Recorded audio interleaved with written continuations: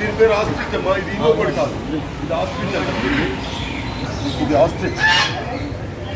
ఇది మనకి భారతదేశంలో చాలా అరుదుగా కనిపిస్తూ ఉంటాయి. ఇది చిన్నారి పిల్లలు ఒక నేషనల్ జియోగ్రఫీ ఛానల్లోనే చూడటానికి వీలుపడుతుంది.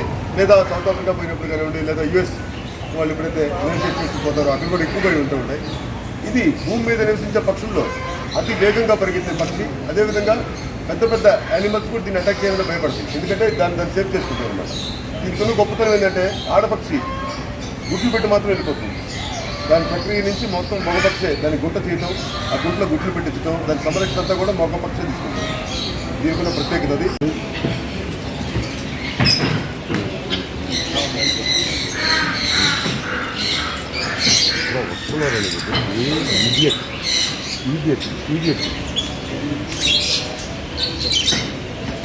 ఒకటి పారిపోయింది, ఒకటే మిగిలింది టైర్.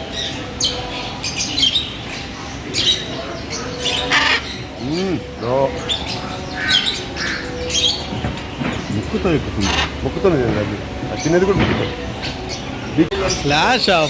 పరిగెత్తారు, పరిగెత్తాల్సిన అవసరం. అది కూడా మనలాగానే వాళ్ళు 2 కాళ్ళు తింటే పాము అంతే.